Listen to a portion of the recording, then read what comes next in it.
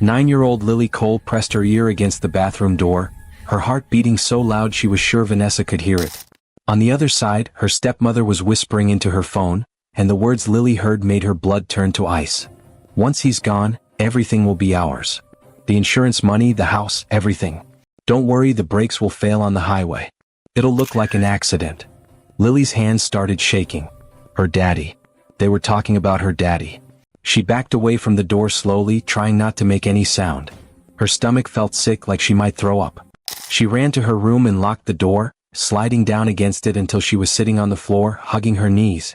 She had to save him. But how could she make Daddy believe her? How could a 9-year-old girl convince her father that his new wife wanted to kill him? Hello friends. Welcome to our story. Before we start, please like this video and subscribe. Also, tell us in the comments, where are you watching from? New York? Canada? Maybe South Africa or Jamaica? We want to know. Lily Cole had learned to read people's faces before most kids learn to ride a bike. When you lose your mother at 6 years old, you grow up fast. You learn to notice things. You learn to pay attention. 3 years ago, cancer took Mama away. Lily still remembered the hospital room, the beeping machines, and Mama's weak smile as she held Lily's small hand. "Be strong, baby girl," Mama had whispered. "Take care of Daddy for me. And remember, trust your heart. If something feels wrong, it probably is. Your heart knows the truth even when your head doesn't." Those were the last words Mama ever said to her. After Mama died, their house became quiet and sad. Daddy stopped singing in the Kit Williams. He stopped telling jokes at dinner. Sometimes Lily would find him sitting in the dark, staring at nothing, with tears running down his face. At 6 years old, Lily became the strong one. She reminded Daddy to eat breakfast. She picked out her own clothes for school. When Daddy forgot about parent-teacher meetings, she would leave notes on the fridge. She learned how to make simple sandwiches and heat up soup when Daddy worked late. It was hard being little and taking care of a grown-up, but she did it because she loved him more than anything in the world. Daddy was all she had left. That's why, when Daddy met Vanessa at his office building 18 months ago, Lily tried so hard to be happy for him. Vanessa was beautiful. She had long dark hair, perfect makeup, and she wore fancy dresses and high heels. She made Daddy smile again. She made him laugh. For the first time since Mama died, Daddy started humming songs while making breakfast. He planned trips to the zoo and the beach. "Isn't Vanessa wonderful, Pumpkin?" Daddy would ask with bright eyes. Lily wanted to say yes. She wanted to be a good daughter and be happy that Daddy wasn't sad anymore. But something felt wrong.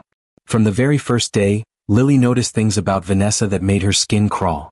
The way Vanessa's smile would disappear the second Daddy turned around. The way her voice changed when she talked to Lily alone, cold and mean instead of sweet and gentle. At their first dinner together, Vanessa brought Lily a beautiful doll with a pink dress.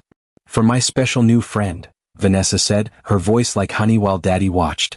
But later, when Daddy went to get dessert from the Kit Williams, Vanessa leaned close to Lily and whispered, "Don't get too comfortable, little girl. Your daddy doesn't need a clingy child anymore. He has me now." Lily's eyes went wide with shock, but before she could say anything, Daddy came back and Vanessa was smiling sweetly again. It happened over and over. In public, Vanessa was the perfect girlfriend, loving, kind, and caring. But when they were alone, she was like a different person. Cold, mean, scary. "Stop bothering your father, he's busy," Vanessa would snap when Lily tried to show Daddy her homework. "Nobody wants to hear your boring stories," she'd say when Lily talked about school. "Your mother would be so disappointed in what a needy baby you are," Vanessa hissed one day, and those words hurt worse than anything else. But the worst part? Daddy didn't see any of it. Lily tried to tell him once. "Daddy, Vanessa says mean things to me when you're not around." Daddy just smiled sadly and patted her head. "Sweetheart, I know it's hard having someone new in the house. You miss Mommy and that's okay. But Vanessa loves you. Maybe you're just not used to her yet. Give her a chance, okay?" He didn't believe her. He thought she was jealous. And Lily learned to stay quiet, because every time she tried to tell the truth, Vanessa would act extra sweet to Daddy and make Lily look like a liar. 6 months ago, Daddy and Vanessa got married. It was a small wedding in the courthouse. Lily wore a yellow dress and held a bouquet of white flowers. She tried to smile for the photos, but in every picture, if you looked closely at her eyes, you could see the worry. After the wedding, things got worse. Vanessa moved into their house and started changing everything. She threw away Mama's favorite vase. She replaced the family photos with new ones that didn't include Lily. She convinced Daddy to paint over the height marks on the Kit Williams wall where he'd measured Lily growing up year after year. We need a fresh start, Vanessa said sweetly.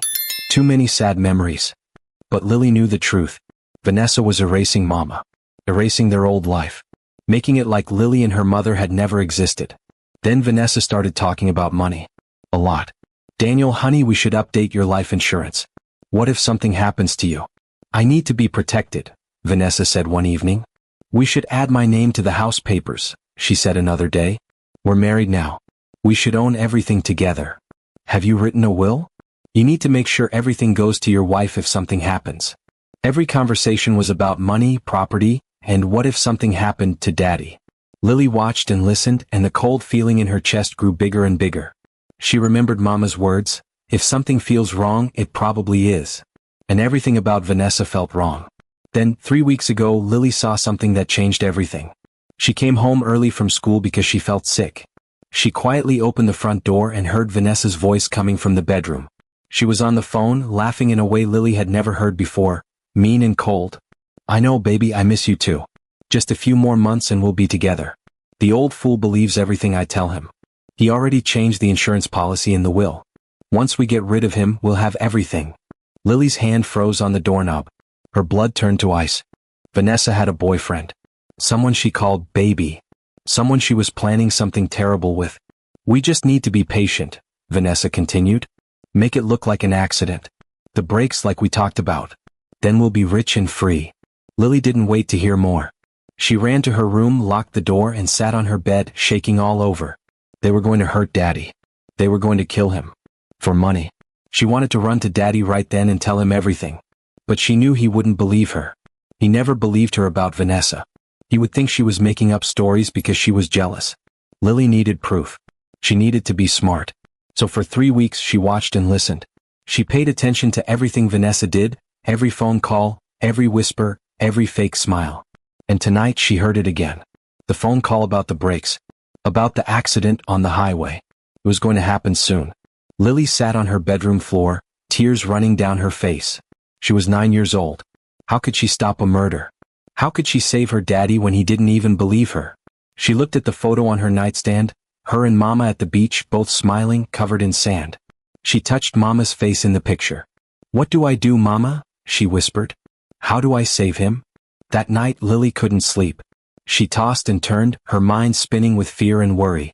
Finally, around midnight, she fell into an exhausted sleep. And that's when Mama came to her in a dream. Mama looked beautiful, wearing her favorite blue dress, surrounded by soft white light. She smiled at Lily with so much love that it made Lily's heart hurt.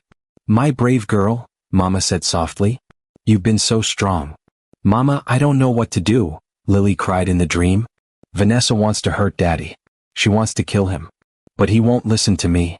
Mama knelt down and took Lily's hands. Sometimes people can't see the truth when they're standing too close to it. Sometimes the only way to make someone see clearly is to take everything away first. I don't understand, Lily said. Your daddy needs to pretend to be gone, sweetheart. He needs to die, not for real but pretend. Only then will Vanessa's mask fall off. Only then will he see who she really is. But Mama, that sounds scary. How can I ask Daddy to do that? Mama's eyes were serious now. Tell him about the brakes, baby. Tell him what you heard. Make him check the car before he drives it.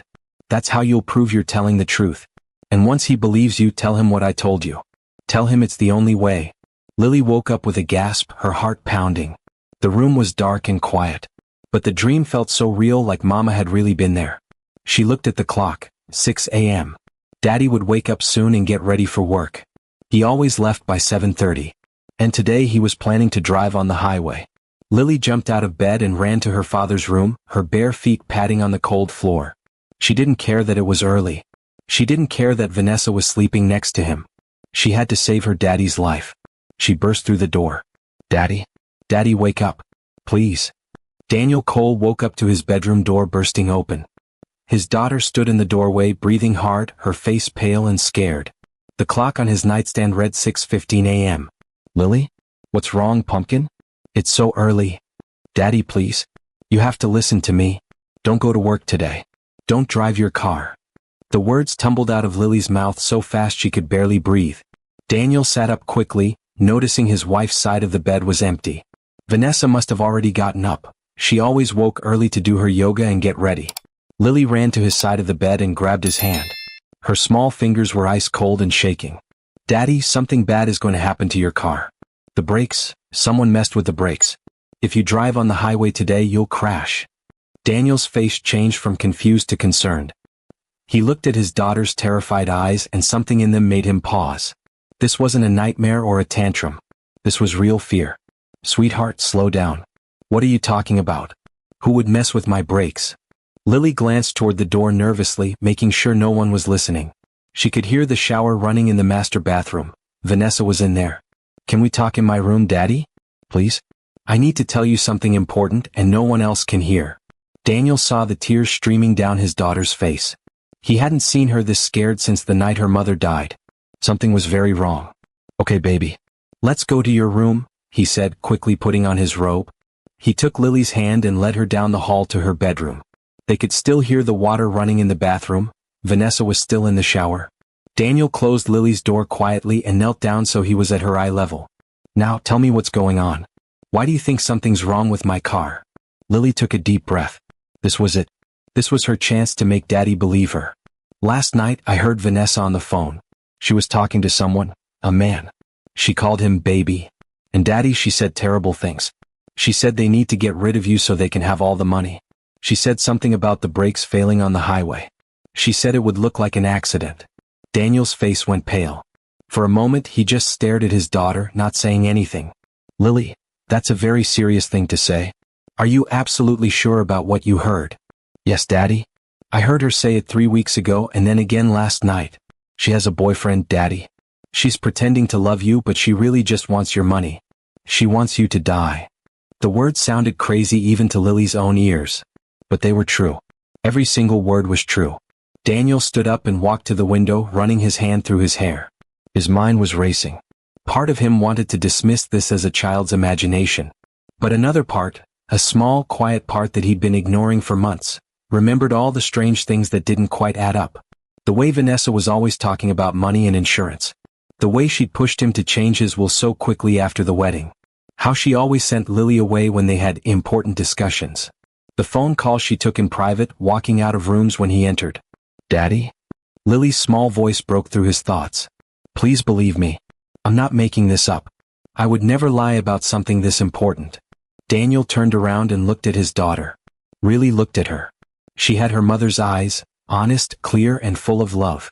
And right now, those eyes were begging him to trust her. Okay, he said quietly. I believe you. Lily's face flooded with relief. Fresh tears spilled down her cheeks. You do. I do. And we're going to be smart about this. Come with me. 10 minutes later, Daniel and Lily stood in the garage, staring at his black car. The early morning light barely reached through the small garage window. Daniel got down on the floor and slid under the car with a flashlight. Lily crouched beside him, her heart pounding so hard she could hear it in her ears. After what felt like forever, Daniel slid back out. His face was white as paper. In his hand, he held a small piece of metal tubing. The brake line, he said, his voice shaking. Someone cut it almost all the way through. It would have failed the moment I hit the brakes hard, probably on the highway exit, exactly like you said. Lily felt dizzy. Seeing the actual proof made everything feel more real and more terrifying. If I had driven to work today... Daniel couldn't finish the sentence. He pulled Lily into a tight hug. You saved my life, baby girl. You saved my life. They stayed like that for a moment, father and daughter, both shaking with fear and relief. Then Daniel pulled back and Lily saw something in his eyes she'd never seen before, cold, hard anger. We need to call the police, he said. No, Daddy, wait. Lily grabbed his arm. That won't work. What do you mean? Lily, someone tried to kill me. We have evidence. But we don't have enough proof that it was Vanessa. She'll just lie and say she doesn't know anything about it. She's really good at lying, Daddy. She'll cry and act innocent and they might not believe us. And if she gets away with it, she'll just try again and next time we won't know it's coming. Daniel opened his mouth to argue but then closed it. His daughter was right. Vanessa was smart and careful. Without proof connecting her to this, she could easily claim innocence. Maybe even say someone else did it. Maybe even blame Lily somehow. So what do we do? He asked, realizing he was asking a 9-year-old for advice, and actually needing it. Lily bit her lip, remembering her dream. Remembering Mama's words. Mama came to me in a dream last night, she said softly. She told me what we have to do. Daniel's breath caught. Your mother? She said the only way to make you see the truth about Vanessa was to take everything away. She said you have to pretend to be dead, Daddy. It's the only way to make Vanessa show her real face. If she thinks you're gone, she'll think she won. And then she'll make mistakes. Then everyone will see who she really is. Daniel stared at his daughter in shock. Fake his own death? It sounded insane. Impossible. Like something from a movie, not real life. But then he thought about the cut break line in his hand. He thought about how Vanessa had isolated him from his friends and family over the past year. He thought about all the insurance policies she'd convinced him to update. He thought about how close he'd come to dying today. That's a huge thing, Lily. If we do that, we can't take it back. Everyone will think I'm really dead, your Aunt Rose, my friends, my co-workers, everyone. I know, Lily whispered. But it's the only way to catch her, Daddy. It's the only way to keep you safe and prove what she did. Daniel looked at the break line again. Then he looked at his brave little daughter, who had somehow figured out the danger when he'd been completely blind to it. I need to make a phone call, he said finally. To someone I trust. Someone who can help us do this the right way. Who? Detective Marcus Harris. He's an old friend from college. He works in the police department. If anyone can help us pull this off and build a real case against Vanessa, it's him. 2 hours later, Detective Marcus Harris sat in a small diner across town with Daniel and Lily. Marcus was a tall man with kind eyes and gray hair at his temples. He listened carefully as Daniel explained everything, the overheard phone conversations, the cut break line, and Lily's impossible plan. When they finished, Marcus was quiet for a long moment, sipping his coffee. This is serious, he said finally. If what you're saying is true, we're talking about attempted murder and conspiracy. But you're right that we need more evidence. Right now we have a cut break line, but no direct proof connecting Vanessa to it. So you'll help us? Lily asked, hope shining in her eyes. Marcus looked at the little girl. He had kids of his own. He couldn't imagine what she'd been through, carrying this terrible secret and trying to protect her father. I'll help you, he said. But we have to do this carefully and legally. We'll need to stage an accident that looks real. We'll need to document everything. And Daniel, you'll need to stay hidden and let Lily stay with a family member during this time. This won't be easy on either of you. I can do it, Lily said firmly. If it means catching Vanessa and keeping Daddy safe, I can do anything. Daniel squeezed her hand. When did you get so brave, Pumpkin? Mama taught me, Lily said simply. She told me to be strong. And to trust my heart. Marcus pulled out a notebook. Okay, let's plan this carefully. First, we need to fix that break line without Vanessa knowing anything. How do we do that? Daniel asked. I know a mechanic I trust completely. He's helped us with police cases before. I'll have him come to your house this afternoon while Vanessa is out. We'll tell her. What does she usually do during the day? She goes to the gym every afternoon from 2 to 4, Lily said quietly. She never misses it. Perfect, Marcus said. The mechanic will fix the brake line during that time. Daniel, you need to act completely normal. Don't let Vanessa see any sign that you know what she's planning. Daniel nodded, his jaw tight. I can do that. Tomorrow morning you'll drive to work like everything is normal. Use your own car, the one she sabotaged. She needs to think her plan is still going to work. But won't she be waiting for news about the crash? Lily asked, worried. Yes, and she'll get it, Marcus said seriously. But not the way she expects. Here's what's going to happen. Tomorrow Daniel will drive toward the city like always. But about 2 hours outside the city, on Highway 95 where it's quiet and empty, we'll stage an accident. Stage it? Daniel asked. We'll make it look real. Your car will go off the road and catch fire. Not a real fire that could hurt anyone, but enough smoke and damage to fool everyone who sees it from a distance. We'll use special effects, the kind movie studios use. It'll look like a terrible crash. Marcus looked at Daniel seriously. You'll leave your wedding ring in the car, partially melted from the heat. That way the police can identify your body. But there won't be any body. You'll escape before anyone arrives at the scene. Where will I go? Daniel asked. I have a safe house we use for witnesses in protective custody. You'll stay there completely hidden. No one can know you're alive, not your co-workers, not your friends, not even your sister Rose. Lily's eyes went wide. Aunt Rose can't know? I'm sorry, sweetheart, Marcus said gently. The more people who know the truth, the more dangerous it becomes. If just one person slips up and says something, Vanessa might find out. We need her to completely believe Daniel is dead. But Aunt Rose will be so sad, Lily whispered. I know, Daniel said, taking her hand. And that's one of the hardest parts. But it's only for a little while. Once we catch Vanessa and have enough evidence, we'll tell everyone the truth. Speaking of evidence, Marcus continued, while you're in hiding we'll install cameras all around your house. Hidden ones that Vanessa won't see. They'll record everything, every phone call, every conversation, every movement. You think she'll reveal herself? Daniel asked. I know she will, Marcus said confidently. When people think they've won, when they think no one is watching, they get careless. She'll call her partner. She'll celebrate. She'll say things she'd never say if she thought anyone could hear. And we'll have it all on video. Lily felt a chill run down her spine. This was really happening. They were really going to do this. What about me? She asked quietly. Marcus's face softened. You'll stay with your Aunt Rose. Vanessa will have legal guardianship temporarily since she's your stepmother, but we'll make sure you're spending time with family during this difficult period. You'll be safe, I promise. But I need to know what's happening, Lily insisted. I need to help catch her. And you will, Marcus assured her. You're the bravest witness I've ever worked with. When the time comes, your testimony will help put Vanessa away for a long time. Daniel looked at his daughter with a mixture of pride and sadness. She was only 9, but she'd had to grow up so fast. First losing her mother and now this. Are you sure you can do this, Lily? He asked gently. You'll have to pretend I'm really gone. You'll have to cry at a funeral. You'll have to act sad in front of Vanessa, even though you'll know I'm alive. Lily's eyes filled with tears, but she nodded. I can do it, Daddy. For you. Friday morning arrived with bright sunshine.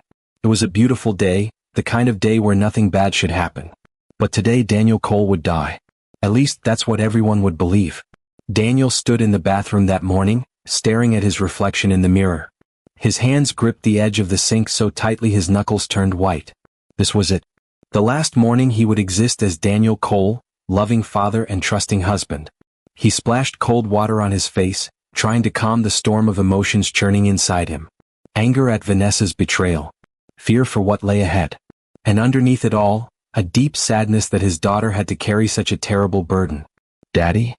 Lily's small voice came from the doorway. He turned to see her standing there in her pajamas, clutching the stuffed rabbit her mother had given her years ago. Her eyes were red from crying. Come here, Pumpkin, he said softly, kneeling down. She ran into his arms, burying her face in his shoulder. I'm scared, she whispered. Me too, he admitted, holding her tight. But we're doing the right thing. And I promise you, this will all be over soon. What if something goes wrong? What if? Nothing will go wrong, he interrupted gently, pulling back to look at her face. Detective Harris knows what he's doing. And you, my brave girl, you're going to be the strongest person in this whole plan. Will it hurt? When you pretend to crash? No, sweetheart. I'll be completely safe. I'll jump out of the car before anything happens. It's all going to be fake, like a movie. Lily nodded, but fresh tears spilled down her cheeks. I wish Mama was here. I think she is here, Daniel said, touching her heart gently. Right here. She's been watching over you this whole time, helping you see the truth. They stayed like that for a long moment, father and daughter, saying goodbye without words. A knock on the bedroom door made them both jump. Vanessa's voice drifted through, sweet as honey. Daniel? Breakfast is ready. You don't want to be late for work. Daniel and Lily exchanged a look. The performance had to begin now. Coming? Daniel called back, his voice steady. He stood up, straightened his tie, and gave Lily one last squeeze. Remember what we practiced. Can you do this? Lily wiped her eyes and nodded. I can do this. They walked downstairs together. The Kit Williams smelled like fresh coffee and toast. Vanessa stood at the counter, looking effortlessly beautiful in a cream silk blouse and designer jeans. She smiled when she saw them. Good morning, she said brightly.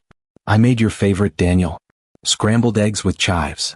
Daniel forced himself to smile back. Thanks, honey. That's thoughtful. It made him sick, watching her play the devoted wife when she'd literally tried to kill him yesterday. But he had to act normal. Everything depended on it. Lily sat down at the table, quiet and withdrawn. Vanessa glanced at her with barely concealed annoyance. Not hungry, Lily? Vanessa's voice had a sharp edge beneath the sweetness. Not really, Lily mumbled. Well, you need to eat something. Growing girls need their strength. Vanessa set a plate of toast in front of her with a little too much force. Daniel ate his breakfast mechanically, barely tasting anything. His mind was running through the plan over and over. Drive toward the city. Take Highway 95. Look for the mile marker Marcus mentioned, 147. That's where the accident would happen. You seem distracted this morning, Vanessa observed, sipping her coffee. Everything okay? Just thinking about a big presentation at work, Daniel lied smoothly. Nothing to worry about. Well, drive carefully, Vanessa said, and Daniel caught something in her eyes, a flicker of anticipation. She was expecting news of his death today. Hoping for it. It took every ounce of willpower not to confront her right there. But he couldn't. Not yet. He finished his coffee, grabbed his briefcase, and kissed Lily on the forehead. She looked up at him with those wise, sad eyes, and he had to turn away quickly before his emotions betrayed him. See you tonight, he said to Vanessa, the words tasting like ash in his mouth. Drive safe, she replied with a smile that didn't reach her eyes.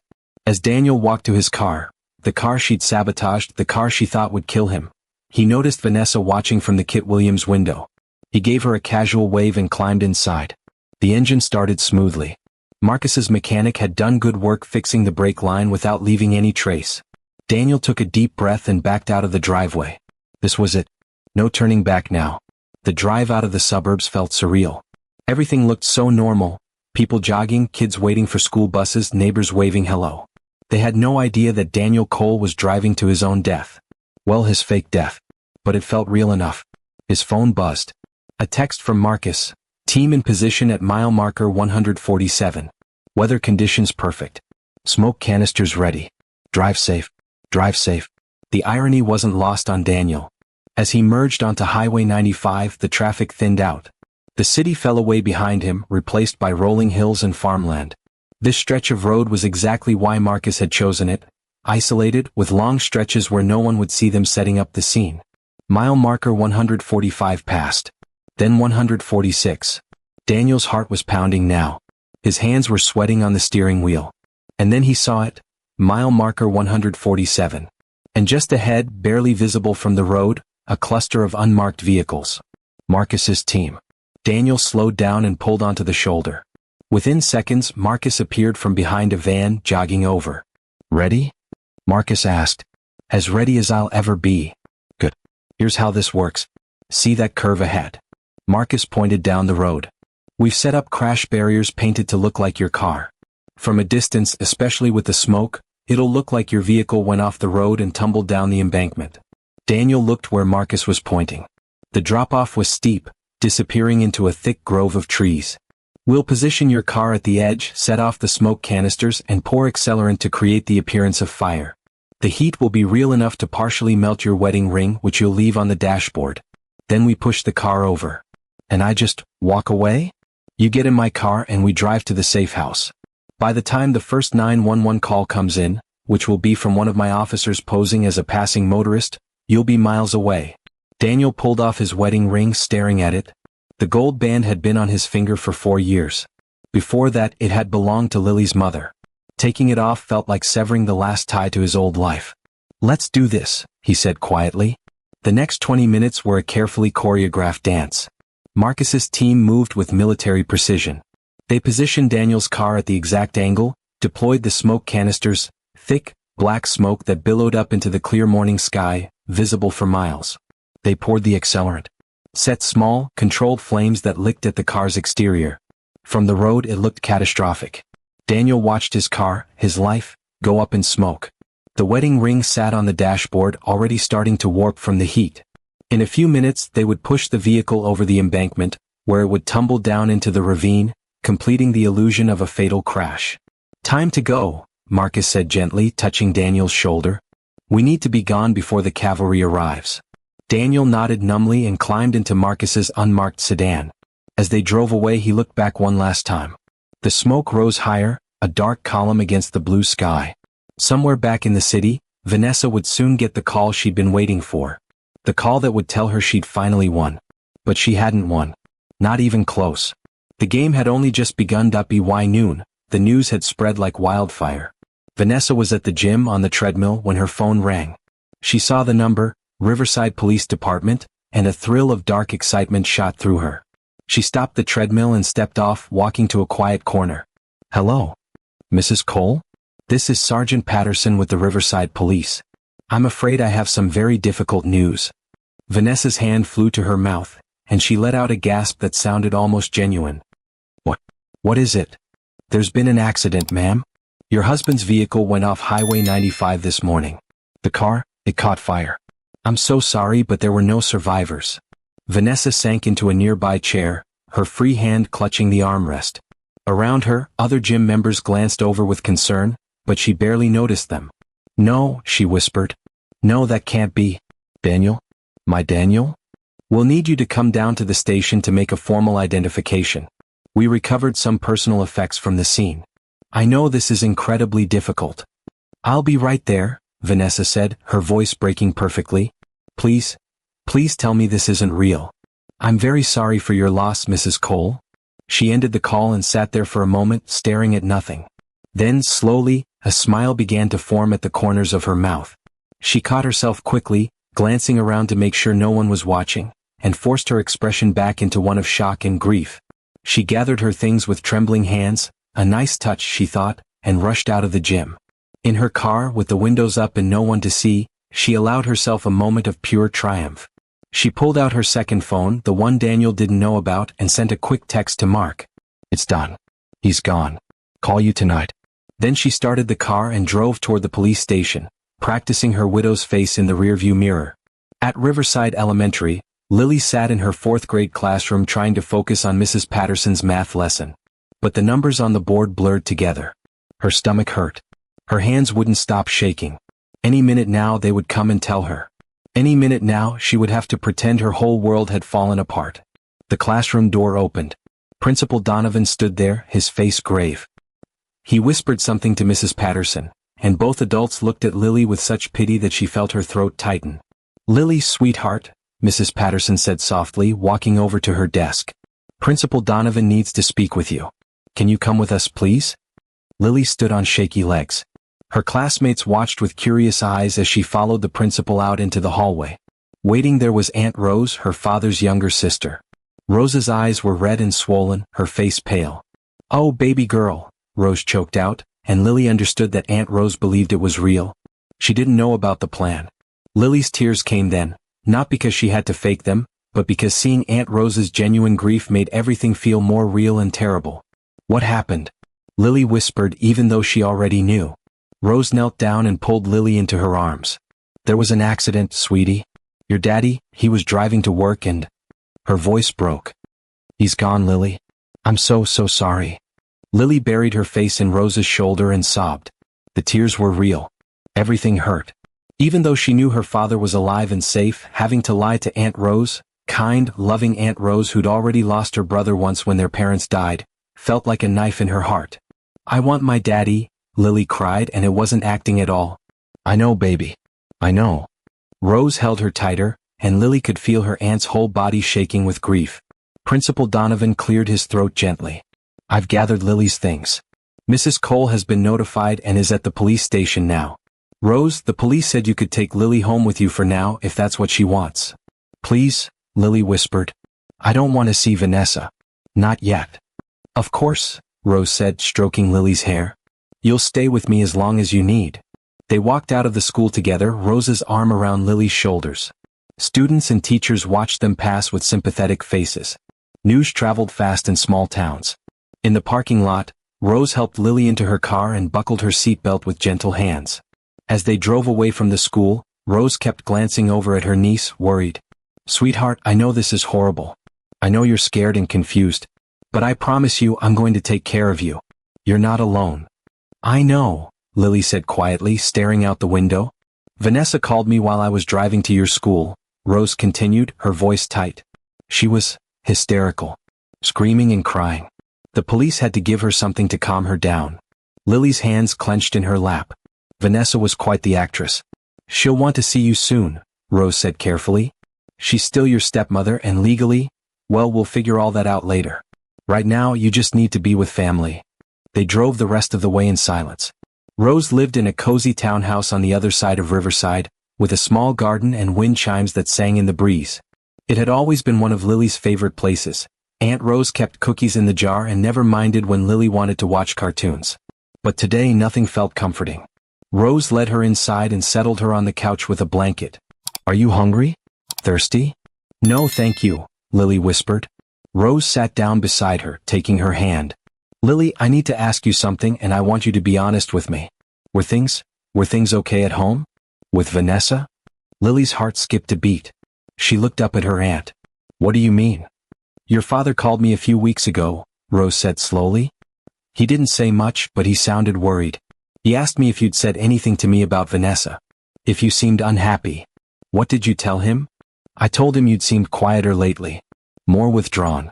But I thought it was just, adjusting to having a stepmother. Grief takes time." Rose squeezed her hand. "But now I'm wondering if there was more to it. Did she hurt you, Lily?" Lily wanted so badly to tell her everything. To explain that Vanessa was a monster, that she tried to kill Daddy, that this was all a trap to catch her. But she couldn't. Detective Harris had been very clear. The more people who knew, the more dangerous it became. "She was just mean sometimes," Lily said carefully. "When Daddy wasn't around, she'd say things." Rose's jaw tightened. "What kind of things?" "That I was in the way. That I was making it hard for her and Daddy to be happy. That I needed to grow up and stop being so needy."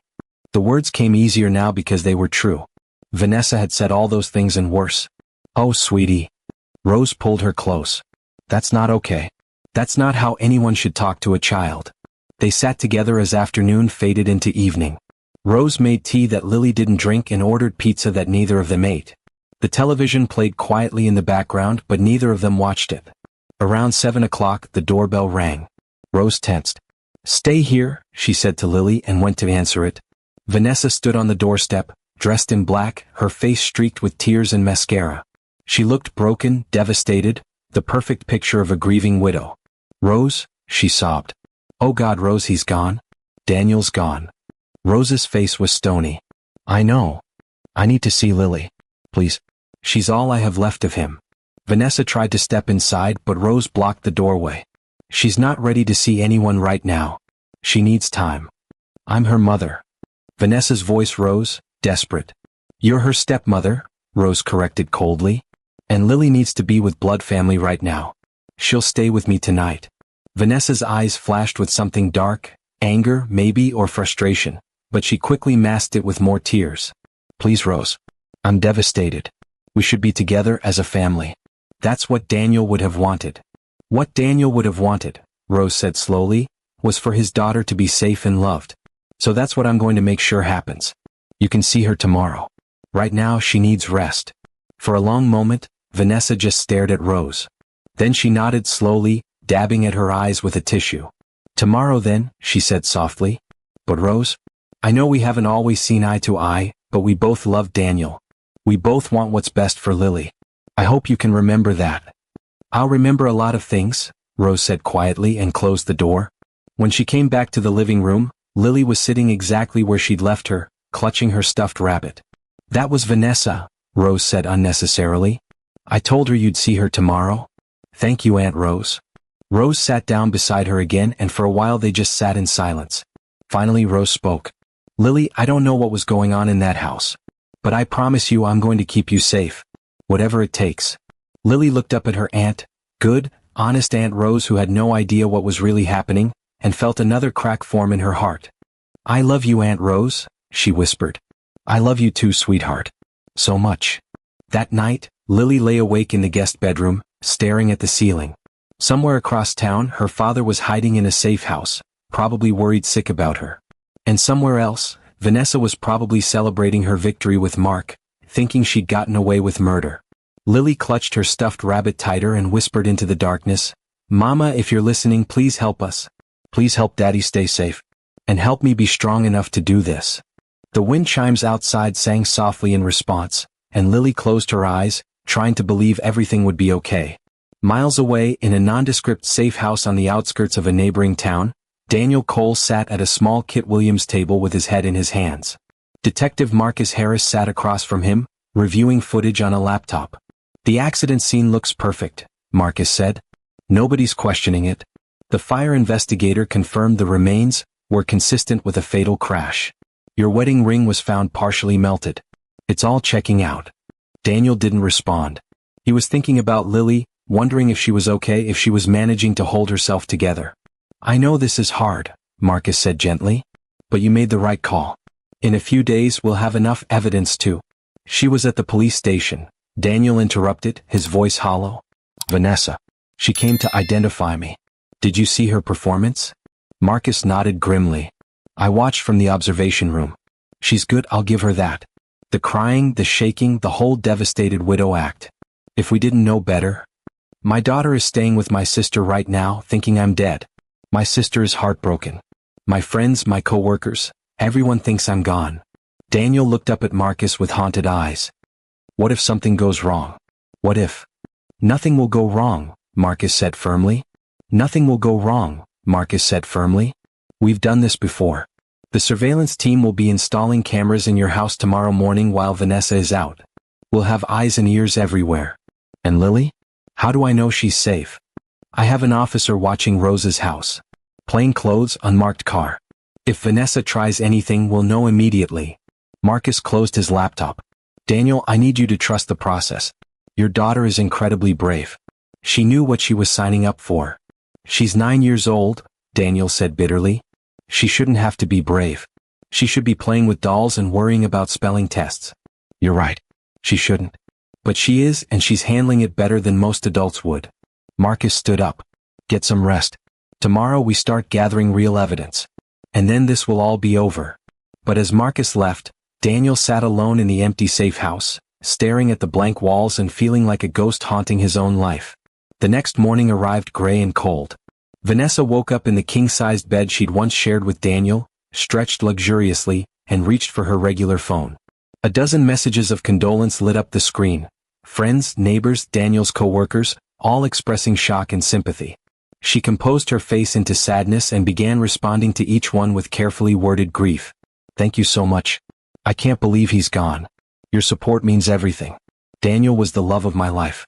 I don't know how I'll go on without him. Please keep Lily in your prayers. She's devastated. Each message was perfect. Each lie was delivered with precision. When she finished, she picked up her second phone and called Mark. Hey baby, his voice came through, smooth and satisfied. How's the grieving widow this morning? Exhausted, Vanessa said, glancing at the closed bedroom door. The performance yesterday was draining. Rose wouldn't let me see Lily. She's being difficult. Forget Rose. She can't keep the kid from you forever. You're the legal guardian now. I know, but I need to play this carefully. If I push too hard, people will think I'm not grieving properly. Vanessa walked to the window, looking out at Daniel's perfectly manicured lawn. Soon all of this would be sold. Soon she and Mark would be on a beach somewhere, spending Daniel's insurance money. When can I see you? Mark asked. Not yet. It's too soon. People are watching. But once things settle down, once I get the insurance payout. She smiled. Then we disappear. Just like we planned. I still can't believe it worked, Mark said, his voice full of admiration. The brake line thing was genius. It had to look like an accident, Vanessa replied. No suspicion, no investigation. Just a tragic loss. She paused. Though I have to say, I'm surprised the little brat didn't try to warn him. What do you mean? Lily. She's been acting strange for weeks. Watching me. I thought maybe she suspected something, but she never said anything to Daniel. At least, not anything that mattered. What Vanessa didn't know was that at that very moment, 3 technicians dressed as cable repair workers were letting themselves into the house through the back door. Detective Harris had given them keys copied from Daniel's set. They moved through the rooms with practiced efficiency, installing tiny cameras in the living room, Kit Williams, master bedroom and home office. The devices were state-of-the-art, nearly invisible, with audio so clear they could pick up a whisper from across the room. In the master bedroom, where Vanessa was still talking on the phone, they planted a camera inside the smoke detector on the ceiling. It had a perfect view of the entire room. I need to go, Vanessa was saying. I have to meet with the funeral director this morning. Daniel's sister wants to be involved in planning the service, which is annoying, but I'll let her think she has some control. Play nice, Mark advised. The more grieving and cooperative you seem, the faster this all goes away. I know. I'll call you tonight. She ended the call and stood there for a moment, looking at herself in the mirror. She'd worn Daniel's old college t-shirt to bed, a nice touch. Made her look vulnerable and lost. She took a photo of herself, eyes red from carefully applied eye drops, and posted it to social media with a simple caption, "Can't believe you're gone. Miss you so much already." Within minutes, the comments poured in. Supportive messages, heart emojis, offers of help. Vanessa smiled at her reflection. "You should have been an actress," she told herself. At Rose's townhouse, Lily woke to the smell of pancakes. For just a moment, still fuzzy with sleep, she forgot everything that had happened. Then reality crashed back and her stomach twisted into knots. She got dressed slowly and went downstairs. Aunt Rose was in the Kit Williams, flipping pancakes with determined cheerfulness that didn't quite reach her eyes. "Good morning, sweetie. I made your favorite, blueberry pancakes." Lily sat at the Kit Williams table. "Thanks, Aunt Rose." Rose set a plate in front of her and sat down across from her. "I talked to Vanessa this morning. She wants to see you today. I told her she could come by this afternoon." Lily's appetite vanished immediately. "Do I have to?" "Honey, I know things are complicated, but she is still your stepmother." And Rose hesitated. "The police said that legally you're supposed to be in her custody. I can fight it if you want. I can get a lawyer and—" "No," Lily said quickly. She couldn't let Aunt Rose start a custody battle. That would draw attention, cause delays. They needed Vanessa to feel safe and confident. "It's okay. I'll see her." Rose looked relieved but also concerned. "Are you sure? Because if she's been cruel to you, if she's hurt you in any way—" "I'm sure," Lily interrupted. She forced herself to take a bite of pancake. I miss Daddy so much." "I know, baby girl. I miss him too." Rose's eyes filled with tears. "He was my big brother. He always took care of me when we were kids. After our parents died, he made sure I got through college. He was always there." Lily felt the weight of the secret pressing down on her. Aunt Rose's grief was so real, so raw. And Lily couldn't tell her the truth. "Tell me a story about when Daddy was little," Lily said quietly. It would hurt, but she needed to hear it. Needed to remember why she was doing this. Rose smiled through her tears.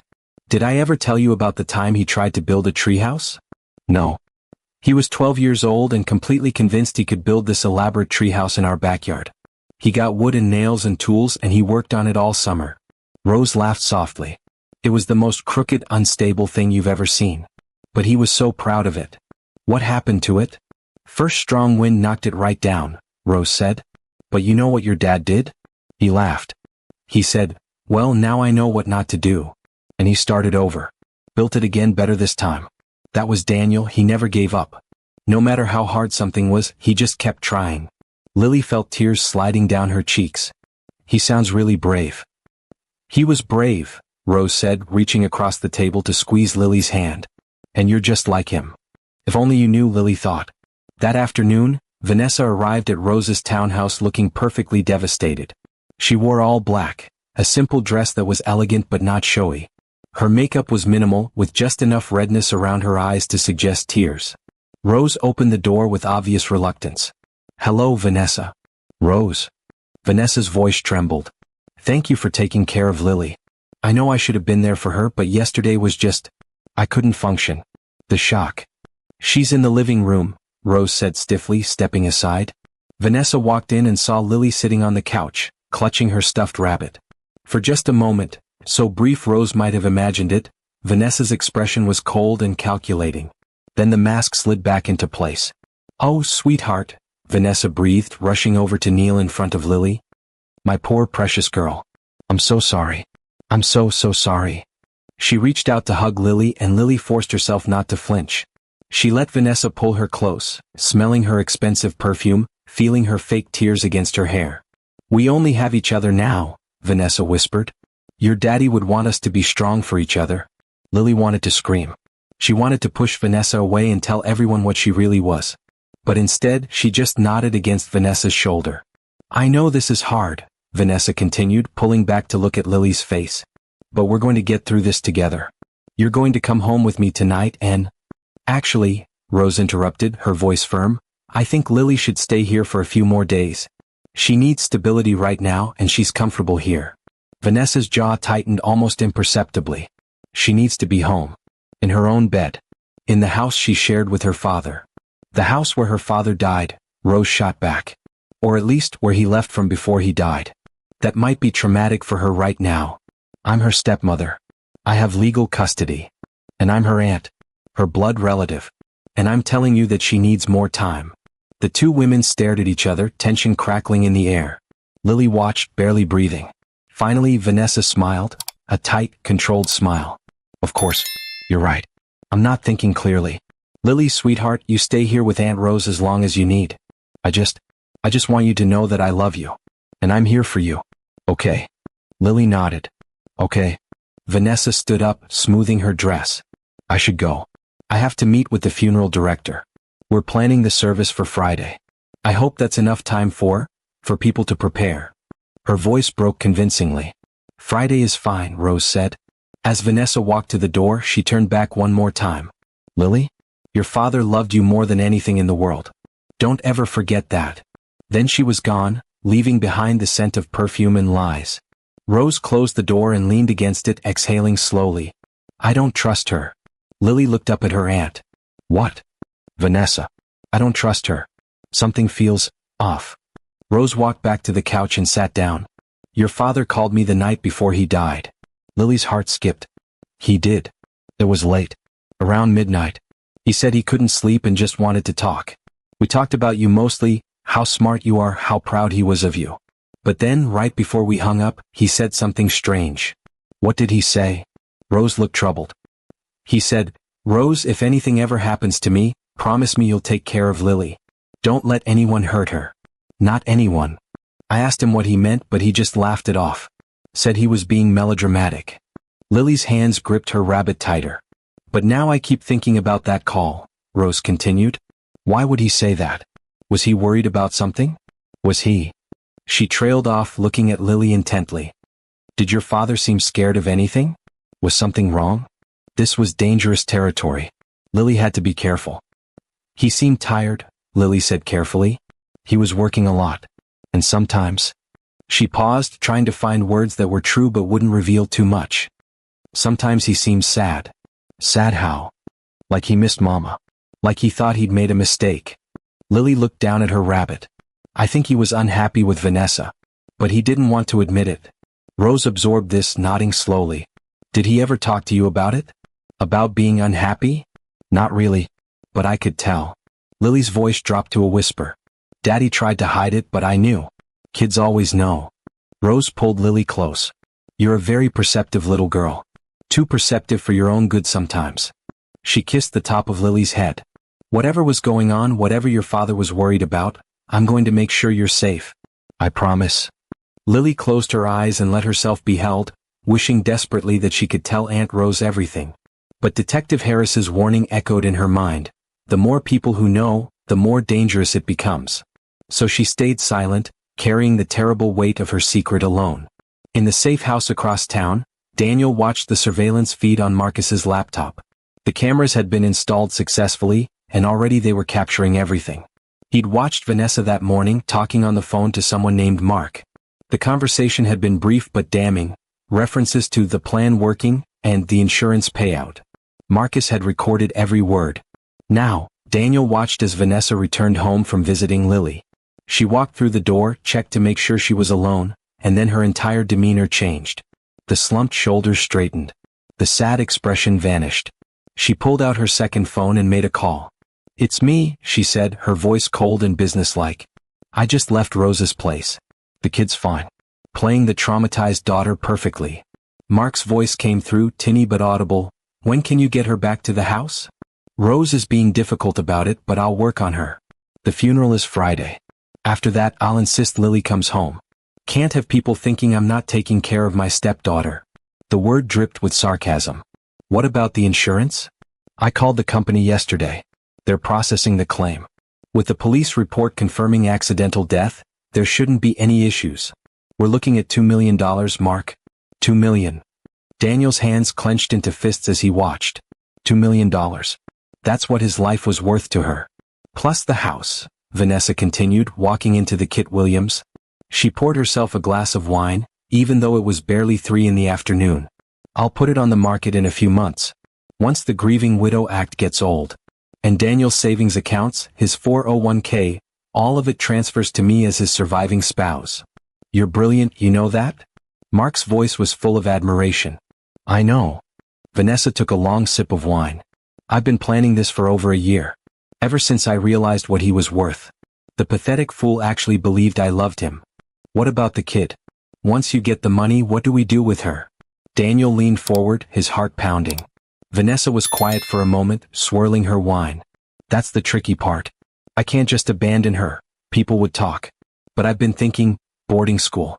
Some expensive place far away. I can play the overwhelmed single mother, who wants the best education for her stepdaughter. Send her away and forget about her. Perfect, Mark said. Then we're free. Then we're free, Vanessa echoed, raising her glass in a toast to herself. Daniel felt sick. Marcus, standing beside him, was taking notes with grim efficiency. That's good, Marcus said quietly. Really good. Conspiracy, insurance fraud, and now we have clear proof of motive and planning. But we need more. We need her to explicitly reference the break line, the murder attempt. Something that ties her directly to the attempt on your life.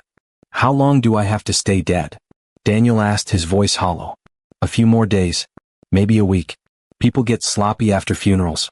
She'll think she's gotten away with it, and that's when she'll make mistakes. Marcus paused the video. Your daughter is doing an incredible job, Daniel. I know it's hard, but she's holding up her end perfectly. She shouldn't have to. No, Marcus agreed. She shouldn't. But she is, and because of her, we're going to nail Vanessa to the wall. The next few days crawled by like a nightmare in slow motion. Lily attended school but couldn't focus. Her teachers gave her sympathetic looks and excused her from assignments. Her classmates whispered and stared. Some of them brought her cards and flowers, which made her feel even worse because she was lying to all of them. At Rose's house, she tried to act normal, but everything felt wrong. She picked at her food. She barely slept. She kept thinking about her father, alone in that safe house, and about Vanessa, walking around free while planning to abandon her to boarding school. On Wednesday evening, Vanessa called. Hi, sweetheart, she said, her voice syrupy sweet. I wanted to tell you about the funeral arrangements. Your Aunt Rose can bring you to the funeral home tomorrow if you'd like to say goodbye. Lily's stomach churned. See what? Well, the casket, honey. It's closed, of course, because of the fire. But some people find it helpful to have a place to say their goodbyes. A closed casket. Because there was no body inside. Just weights, probably, to make it feel real. I don't want to see it, Lily said quickly. Are you sure? It might bring you closure. I'm sure. There was a brief pause. When Vanessa spoke again, her voice had an edge to it. All right. Well, the funeral is Friday at 2 p.m. at Riverside Memorial Chapel. There will be a lot of people there. Your father was very loved. Is very loved, Lily thought fiercely. He is loved. Present tense. I'll be there, Lily said. Good. And Lily? After the funeral, I think it's time you came home. You've been with Rose long enough. We need to be together as a family. That's what your father would have wanted. Lily's chest tightened. Okay. After the call ended, Rose found Lily sitting on the stairs, looking pale and shaken. What did she say? She wants me to come home after the funeral. Rose's jaw set. And what do you want? Lily looked up at her aunt with eyes far too old for a 9-year-old. I don't know what I want anymore, Aunt Rose. I just want everything to go back to normal. Oh, sweetheart. Rose sat down beside her on the stairs and pulled her close. I know you do. They sat there together in silence, and Lily thought about how nothing would ever be normal again. Even after this was over, even after Vanessa was caught and her father came back, the world had changed. She had changed. She wasn't sure if she'd ever feel like a regular 9-year-old again. Thursday arrived cold and gray as if the weather itself was mourning. At the surveillance center, a converted office space where Marcus and his team monitored the feeds from Daniel's house, activity was constant. They'd captured hours of footage now. Vanessa talking to Mark on the phone. Vanessa going through Daniel's financial documents. Vanessa researching boarding schools in Europe. Each piece of evidence built their case stronger. But they still needed the smoking gun, the explicit admission that she'd sabotaged the breaks. She's careful, Marcus told Daniel as they reviewed the latest footage. She never mentions the break line specifically. She says things like the plan, or what we did, but nothing concrete enough to guarantee a conviction. So what do? We wait. And we push her carefully. Tomorrow at the funeral, Officer Williams will be there undercover. She'll pose as an insurance investigator and mention to Vanessa that there are some questions about the accident. Nothing serious, just routine. That should make Vanessa nervous. And when she's nervous, she'll call Mark. And when she thinks no one's listening, she'll say something incriminating. They always do. Marcus looked at Daniel seriously. Are you ready for tomorrow? The funeral? Daniel's throat tightened. I have to watch my own funeral? You don't have to. You can stay here.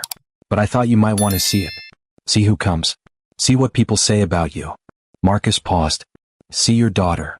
Daniel closed his eyes. The thought of seeing Lily at his funeral, crying over an empty casket, was almost unbearable. But he also desperately wanted to see her to make sure she was okay. I'll watch the feed, he said quietly. From here. All right. Marcus stood up. Tomorrow this all starts coming together. I can feel it. Daniel nodded, but he couldn't shake the feeling that something was going to go wrong. They were playing with fire, and his daughter was right in the middle of it. Friday morning dawned bright and clear, a mockery of the darkness everyone felt. At Rose's townhouse, Lily stood in front of the mirror in a black dress Rose had bought for her. She looked like a miniature mourner, pale and serious. You don't have to do this if you're not ready, Rose said gently, adjusting Lily's collar. We can skip the funeral. No one would blame you. I have to go, Lily said firmly. I have to say goodbye. Even though there was nothing to say goodbye to. Even though her father was alive and watching. Rose drove them to Riverside Memorial Chapel in silence. The parking lot was already full. Daniel had been popular, well-liked in the community. People stood outside in clusters, talking in hushed voices. As Lily walked toward the entrance with Rose's hand firm on her shoulder, people turned to look at her with such pity it made her skin crawl. That poor child, she heard someone whisper. So young to lose a parent. And that stepmother, did you see her on Facebook? She seems so devastated. Lily kept her eyes down and let Rose guide her inside. The chapel was beautiful in a somber way, filled with flowers, soft music playing, photos of Daniel displayed on easels. Lily saw pictures of her father at different ages, as a young man on his wedding day with her mother, holding baby Lily, laughing at a barbecue. And there, at the front of the room, was the casket. Closed, draped with flowers, completely empty. Lily's knees went weak. Rose caught her, holding her steady. Do you want to sit down? Lily nodded, and Rose led her to the front row. Vanessa was already there, dressed in an elegant black suit, dabbing at her eyes with a tissue. When she saw Lily, she stood up and pulled her into a hug. Oh, sweetheart, you made it. Your daddy would be so proud of how brave you're being. Lily stood stiffly in Vanessa's embrace, counting seconds until she could pull away. The chapel filled up quickly. Co-workers, neighbors, friends, distant relatives, they all came to pay their respects to Daniel Cole. The service began with hymns and prayers, and then people stood up to share memories. Daniel's boss talked about what a dedicated employee he'd been. A neighbor shared a story about how Daniel always shoveled her driveway in winter without being asked. A college friend remembered his loyalty and his terrible jokes. Each memory felt like a knife in Lily's heart, even though she knew the truth. These people genuinely believed they'd lost someone. Their grief was real, and she was part of the lie that caused it. When it was Rose's turn to speak, she walked to the podium with shaking hands. Her voice cracked as she began. Daniel was more than my brother. He was my protector, my friend, my hero. Rose paused, composing herself. When our parents died, I was only 16. Daniel was 22, barely an adult himself. He could have let me go into the system, but he didn't. He became my guardian. He worked 2 jobs to put me through college. He never complained, never made me feel like a burden. Lily watched her aunt's face, seeing the genuine love and loss there, and felt tears stream down her own cheeks. And as a father, Daniel was extraordinary. He loved Lily with his whole heart. Everything he did was for her. Rose's voice broke completely. I can't believe he's gone. I don't know how to exist in a world without him. As Rose returned to her seat, wiping her eyes, Vanessa stood up. She hadn't been scheduled to speak, but she walked to the podium anyway, commanding attention. I know I'm not family by blood, Vanessa began, her voice trembling perfectly. But Daniel made me feel like family from the moment we met. He had this way of making everyone feel special, seen, valued. Lily's hands clenched in her lap. Our time together was too short, but it was filled with so much love. Daniel taught me what it meant to be part of a family, to put others first, to love unconditionally. Vanessa looked directly at Lily. And he gave me the greatest gift, a daughter. Lily, sweetheart, I promise you that I will honor your father's memory by taking care of you the way he would have wanted. You will never be alone. We have each other. Several people in the audience nodded approvingly. Someone behind Lily whispered, "She's handling this so well." Poor woman. Lily felt sick. Vanessa was performing, manipulating everyone, and they were all buying it. As Vanessa returned to her seat, she squeezed Lily's shoulder, a gesture that looked comforting but felt possessive, threatening. The service continued with more prayers and music. Finally, it was time for the final viewing. People could approach the casket to say their goodbyes before it was taken to the cemetery for burial. Lily watched as person after person walked up to the closed casket, touching it gently, whispering words of farewell. Some wept openly. Others stood in silent respect. When it was Lily's turn, Rose offered to go with her, but Lily shook her head. She wanted to do this alone. She walked slowly to the front of the chapel, her footsteps echoing on the hardwood floor. When she reached the casket, she placed her small hand on the polished wood. Everyone was watching her, waiting to see the grieving daughter say goodbye to her father. Lily closed her eyes and whispered, so quietly that only she could hear, "I love you, Daddy. I'm being strong just like you asked. Please be safe." Then, because she knew she had to sell the performance, she let herself cry. She thought about how scared she was, how much she missed her father, how alone she felt carrying this terrible secret. The tears came easily then, genuine and raw. Rose came to collect her after a minute, guiding her gently back to their seats. Around them, people dabbed at their eyes, moved by the sight of the brave little girl saying goodbye to her father. Only Vanessa remained unmoved, her expression carefully composed but her eyes cold and calculating. At the surveillance center, Daniel watched the funeral through a live feed from Officer Williams's hidden camera. She was positioned in the back of the chapel, dressed in civilian clothes, recording everything. Daniel had cried through most of the service. Hearing what people said about him, watching his sister break down, seeing his daughter approach that empty casket, it was torture. "She's so strong," Marcus said quietly, watching Lily on the screen. "Your daughter is incredible." "She shouldn't have to be," Daniel replied, his voice hoarse. After the service ended, the feed showed people gathering outside the chapel.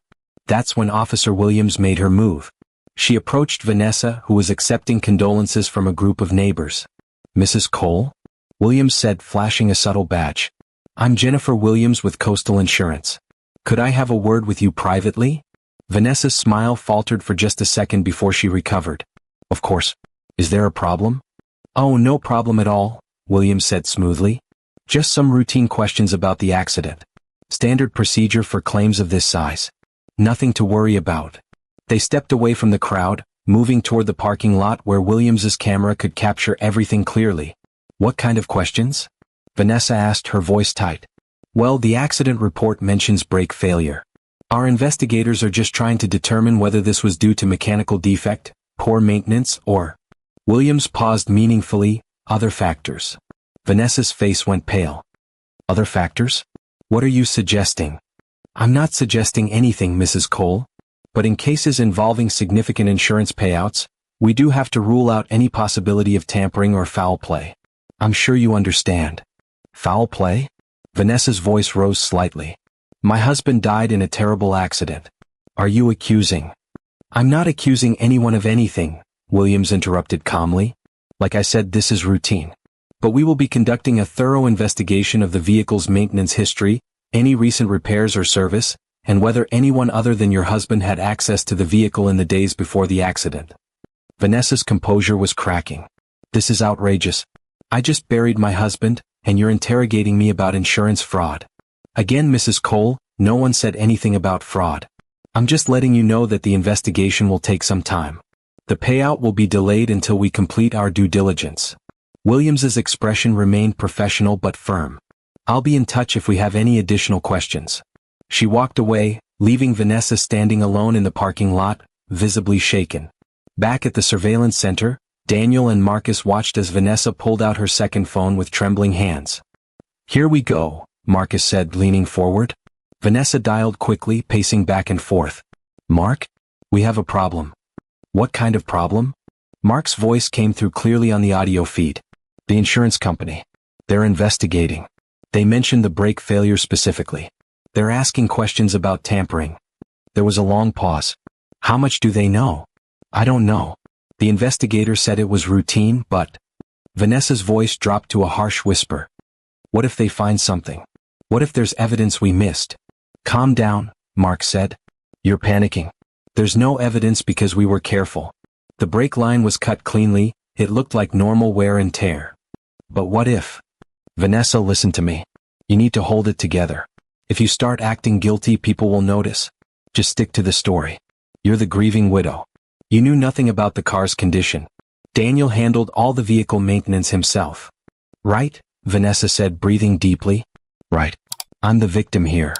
Exactly. And even if they delay the insurance payout, we still have the house, his savings, everything else. We're fine. Vanessa nodded, even though Mark couldn't see her. You're right. I'm just stressed. The funeral was exhausting, and now this. Where's the kid? With Rose still. I'm going to insist she comes home tonight. I need to maintain appearances. Good. Play the devoted stepmother. Show everyone what a good guardian you are. That'll help with the insurance company too. They talked for another minute, finalizing their plans, and then Vanessa ended the call. She stood there for a moment, composing herself, and then walked back toward the chapel with her grief mask firmly back in place. At the surveillance center, Marcus was grinning. Did you hear that? The brake line was cut cleanly. That's our confession. That's what we needed. Daniel felt a surge of hope mixed with rage. Is it enough? Combined with everything else we have? Absolutely. Her phone records showing calls to Mark, the financial planning, the recordings from your house, and now this explicit reference to cutting the brake line. Marcus started making notes. We can arrest them both as early as tomorrow. Tomorrow? Daniel's heart raced.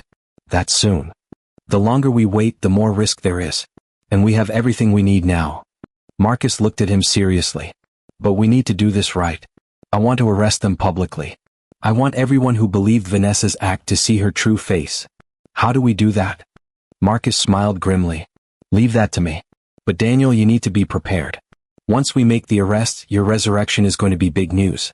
You'll need to explain to everyone why you faked your death. Some people won't understand. I don't care what people think. I just want my daughter safe and that woman behind bars. Then get some rest tonight. Tomorrow we end this. That evening, back at Rose's townhouse, Lily sat at the dinner table pushing food around her plate. The funeral had drained her completely. She felt hollow, exhausted, like all her emotions had been used up. You barely ate anything, Rose said gently. Try to have a few more bites. I'm not hungry. I know, sweetie. But you need to keep your strength up. The doorbell rang and both of them tensed. Rose went to answer it and Lily heard Vanessa's voice. I know it's late, but I need to talk to Lily. Please, Rose. She needs to come home now. It's been a long day, Rose protested. She's exhausted.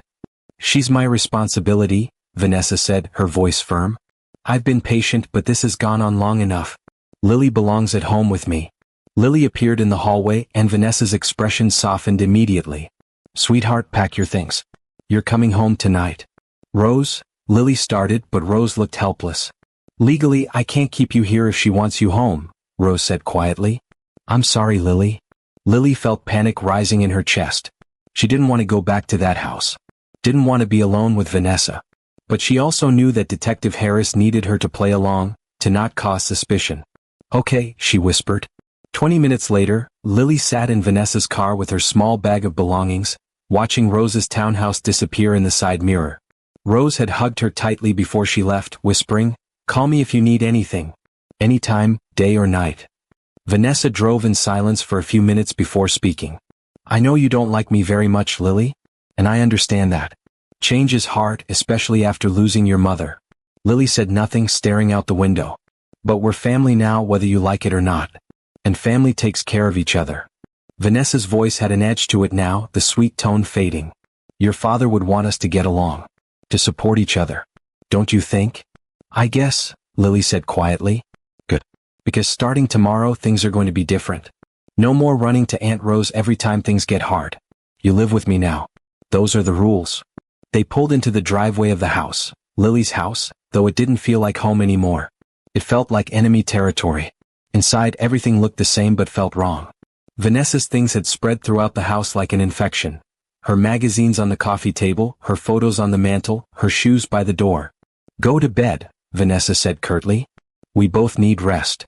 Lily climbed the stairs to her room, closed the door, and immediately pulled out the small phone Detective Harris had given her. A simple burner phone for emergencies only. She texted quickly, I'm back at the house. I'm scared. The response came within seconds. You're safe. Officers watching the house. Tomorrow this ends. Be brave just a little longer. Lily clutched the phone to her chest and whispered into the darkness, "Please let tomorrow come quickly." Downstairs, Vanessa poured herself a large glass of wine and collapsed onto the couch. The funeral had been exhausting, all that fake crying, all those sympathetic faces, all that pretending to care about Daniel's pathetic friends and family. But the insurance investigator had rattled her. She pulled out her second phone and stared at it, debating whether to call Mark again. No, she decided. Too risky. Phone records could be examined. She needed to be smarter. She walked to Daniel's office, her office now, she supposed, and began going through his files again. Bank statements, investment portfolios, life insurance documents. It was all there, waiting to be transferred into her name. $2 million from the life insurance, another $300,000 in various accounts, the house worth at least $500,000. Nearly $3 million total. She smiled, taking a sip of wine. All of it hers. Well, hers and Mark's. They'd planned this so carefully, waited so patiently.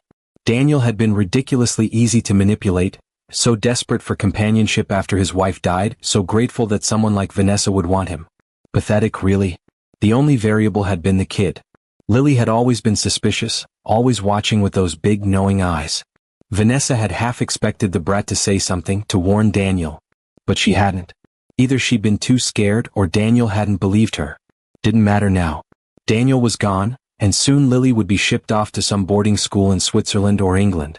Somewhere far away where Vanessa would never have to see her again. She finished her wine and headed upstairs, pausing outside Lily's bedroom door. She could hear soft crying from inside. Good, Vanessa thought. Let the little brat cry herself to sleep. What Vanessa didn't know was that hidden in the smoke detector above her head, a tiny camera recorded everything. Her cold expression, her calculating smile, the way she stood outside a grieving child's room without an ounce of real compassion. Miles away, Marcus and his team watched and recorded it all. Lily lay in bed, her stuffed rabbit clutched to her chest, listening to Vanessa's footsteps in the hallway. She heard them pause outside her door and her breath caught in her throat. Would Vanessa come in? What would she do? But after a moment, the footsteps moved on. Lily heard Vanessa's bedroom door close. She waited another 10 minutes, then carefully pulled out the burner phone again. There was a new message from Detective Harris.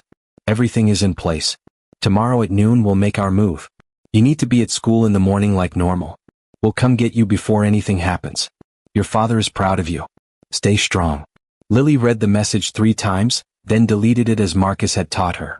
Tomorrow. It would all be over tomorrow. She thought about her father, wherever he was hiding. Was he scared too? Was he thinking about her? Mama, she whispered into the darkness, if you're listening, please help us tomorrow. Please keep Daddy safe. And help me be brave. Outside her window, the moon shone bright and full. Somewhere in the night, an owl hooted, a lonely, haunting sound that made Lily feel less alone somehow. She closed her eyes and tried to sleep, but her mind kept racing. What would happen tomorrow? How would they catch Vanessa? Would her father really come back, or was this all too good to be true? Eventually, exhaustion won out, and Lily drifted into an uneasy sleep filled with dreams of her mother's face and her father's voice calling her name. Saturday morning arrived with unexpected rain, a spring storm that came in fast and heavy, drumming against the windows and turning the world gray. Vanessa woke up early, her mind already working. She had things to do today. She needed to call the insurance company, follow up on the investigation. She needed to meet with the real estate agent about listing the house. She needed to start the paperwork for Lily's boarding school applications. But first she needed to get rid of Lily for a few hours. She knocked on Lily's door. Get up. You're going to Aunt Rose's for the day. Lily appeared in the doorway, confused. I thought you said I couldn't go to Aunt Rose's anymore. I have important meetings today. Adult things to handle. Rose can pick you up in an hour. Vanessa's tone made it clear this wasn't up for discussion. Lily nodded, relief flooding through her. If she was at Aunt Rose's, she'd be safe when whatever was going to happen happened. But Vanessa's phone rang before Rose could be called. It was an unknown number. Hello. Mrs. Cole, this is Detective Marcus Harris with the Riverside Police Department. I need you to come down to the station this morning. There are some questions regarding your husband's death that require your immediate attention. Vanessa's blood went cold. Questions? What kind of questions? It's better if we discuss this in person. Can you be here by 10 a.m.? I suppose so. But I don't understand. 10 a.m., Mrs. Cole. And please come alone. This is a sensitive matter. The line went dead. Vanessa stood frozen, her mind racing. The police wanted to question her. About Daniel's death. This was bad. Very bad. She immediately dialed Mark, forgetting her own rule about phone records. They want me to come to the police station, she hissed when he answered. They have questions. What kind of questions? I don't know. They wouldn't say. Mark, what if they know? What if someone saw something? Calm down, Mark said, but his voice sounded worried now too. You can't panic. If you panic, you'll look guilty. Just go to the station, answer their questions calmly, and stick to the story. You know nothing about any mechanical problems. You're just a grieving widow. What if they arrest me? They can't arrest you without evidence. And there is no evidence. We made sure of that. But Mark didn't sound as confident as before. Vanessa ended the call and looked at Lily, who was standing in the hallway watching her with those unnerving eyes. Change of plans? Vanessa said sharply. You're coming with me. Where? The police station. They want to ask some questions. Vanessa grabbed her purse and keys. Get dressed. Now. Lily's heart began to pound. This wasn't the plan. She was supposed to be at school or with Aunt Rose. She wasn't supposed to be with Vanessa when the arrest happened. But she had no choice. 20 minutes later, she was sitting in Vanessa's car as they drove through the rain toward the police station. Vanessa's hands were tight on the steering wheel, her knuckles white. She kept glancing at Lily in the rearview mirror with an expression that made Lily's skin crawl. If they ask you questions, Vanessa said suddenly, you tell them how much your father and I loved each other. You tell them we were happy. You tell them there was nothing wrong. Understand? Lily nodded silently. I mean it, Lily. If you say anything, to make them suspicious. Vanessa's voice dropped to a threatening whisper. You'll regret it. The threat hung in the air between them as the windshield wipers beat back and forth, like a ticking clock counting down to something inevitable. They pulled into the police station parking lot at exactly 10 a.m. The building was old brick, imposing and official. Vanessa took a deep breath, checking her makeup in the mirror one last time, making sure her grieving widow mask was firmly in place. Come on, she said to Lily, getting out of the car. They walked through the rain to the entrance.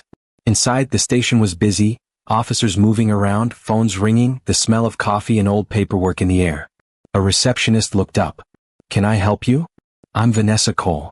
Detective Harris asked me to come in. Of course. Let me get him for you. The receptionist picked up a phone and spoke quietly. A moment later, Marcus Harris appeared. He was tall and professional looking in his dark suit, his expression grave but not unkind.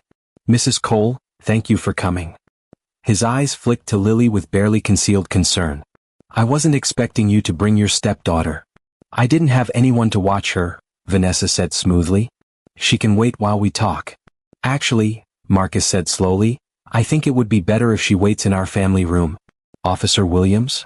A female officer appeared, the same one who'd posed as the insurance investigator at the funeral. She smiled kindly at Lily. Hi, sweetheart. Why don't you come with me? We have books and games and snacks. You can wait there while Detective Harris talks to your mom. Stepmother, Vanessa corrected coldly. Lily looked between Marcus and Vanessa, uncertain. Marcus gave her the tiniest nod, so small that Vanessa didn't notice. Okay, Lily said quietly and followed Officer Williams down a hallway. Marcus gestured for Vanessa to follow him in the opposite direction. This way, please. They walked through the station, past offices and interrogation rooms, until they reached a door marked Conference Room B. Marcus opened it and stepped aside to let Vanessa enter. The room was plain, a table, several chairs, a mirror on one wall that was obviously two-way glass. Vanessa had seen enough crime shows to know what that meant. People were watching. Please have a seat, Marcus said, closing the door behind them. Vanessa sat down, folding her hands on the table. Detective, what's this about? I don't understand why I'm here. Marcus didn't sit. Instead, he walked to a laptop on the table and opened it. Mrs. Cole, I'm going to show you something. I want you to watch carefully. He pressed play. The screen filled with security footage. Footage from inside Vanessa's house. Footage of Vanessa on the phone, laughing about how easy it had been to fool everyone. Footage of her discussing the insurance money with Mark. Footage of her standing outside Lily's door with that cold, calculating expression. Vanessa's face drained of all color. This footage, Marcus continued in a calm, professional voice, was obtained legally with a warrant. We have hours of it. You discussing the murder of your husband. Planning how to spend his money. Conspiring with your accomplice, Mark Delaney. I don't. Vanessa tried to speak, but her voice wouldn't work. Marcus pressed play on another clip. This one was audio from yesterday's phone call in the parking lot. Vanessa and Mark explicitly discussing the cut break line. The break line was cut cleanly, Marcus quoted. Those were your words, Mrs. Cole. And Mark Delaney confirmed it. That's conspiracy to commit murder, insurance fraud, and about a dozen other charges. Vanessa stood up abruptly, her chair scraping back. I want a lawyer. I'm not saying anything else without a lawyer. That's your right, Marcus said calmly. But before you go, there's someone who wants to see you. What? Who? Marcus walked to the door and opened it. You can come in now. And then, like a ghost rising from the grave, Daniel Cole walked into the room. Vanessa's face went from pale to ashen. Her mouth opened and closed, but no sound came out. She gripped the edge of the table as if she might collapse. Hello, Vanessa, Daniel said quietly, his voice steady but filled with rage barely contained beneath the surface. You're dead, Vanessa whispered. I saw the reports. The funeral. The casket. Was empty, Daniel finished. You of all people should know that. Vanessa's shock was giving way to something else now. Panic, fury, desperation. Her eyes darted between Daniel and Marcus, her mind clearly racing to find a way out. This is insane, she said, her voice rising. This is some kind of trick. You faked your own death? That's illegal. You can't. Actually, I can, Daniel interrupted. With police cooperation and for the purposes of catching a would-be murderer, it's perfectly legal. Detective Harris can explain the technicalities if you'd like. Marcus stepped forward, pulling out handcuffs. Vanessa Cole, you're under arrest for conspiracy to commit murder, attempted murder, insurance fraud, and conspiracy to commit fraud. You have the right to remain silent. No. Vanessa's composure shattered completely. No, this isn't happening. You can't prove anything. We can prove everything, Marcus said calmly, continuing to read her rights. We have recordings, phone records, financial documents, and your own confession on tape. As Marcus moved to handcuff her, Vanessa's eyes locked on Daniel with pure hatred.